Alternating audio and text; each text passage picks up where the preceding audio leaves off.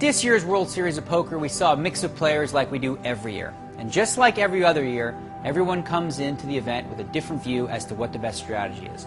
Some players look to steal lots of pots before the flop by betting large amounts in order to win it early, while other players, they look to play small pots before the flop in order to try to win big pots by trying to take advantage of their opponent's mistakes after the flop.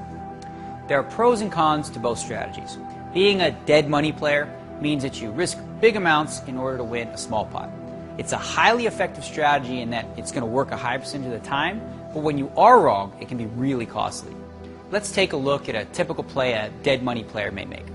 With blinds of 1 in 200 and a 25 ante, 3 players limp into the pot. The small blind calls as well, and now it's up to our dead money player in the big blind.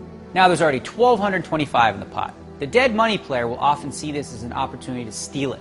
Since no one raised before the flop, he may pounce on that weakness with a big raise.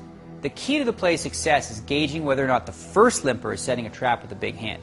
Generally, the other limpers would have raised if they had a premium hand, so if you can get by the first caller, you should be home free.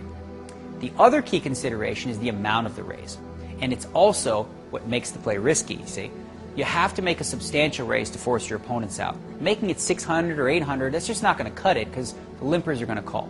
In order to take the pot right there, you're probably going to have to risk about 1,500. 1,500 to win 1,225 isn't a bad investment. If you win the pot 2 out of 3 times, you'll make a tidy profit. Notice, I never mentioned what hand the big blind held. Reason being, simply doesn't matter. You can make this play with deuce 7 offsuit, and many top professionals will do just that if they think the moment is right. Now, while that play will help you stay alive and keep your chips from dwindling in a tournament, there's another approach to building your chips by risking fewer chips in the hopes of winning more. Let's look at an example of how a small ball player would look to build chips.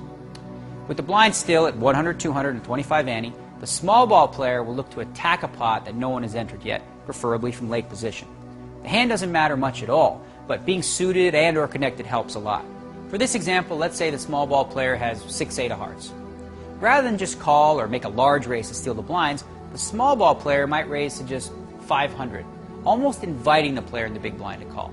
More often than not, that's exactly what's going to happen, and the pot would now have about 1325 in it. Now the flop comes ace of spade, 9 of club, and a deuce. The big blind's often going to check, and this is where the small ball player will bet despite having nothing at all. A bet of about 800 should do the trick and force the big blind to fold. Unless, of course, the big blind happens to have a pair of aces or better, in which case the small ball player is forced to abort mission. The other benefits to the small ball approach come into play when the 6-8 of hearts actually gets lucky and hits a good flop. If the flop were to come, say, 5-7-9, there's just no way that any player could figure you for a straight at that point.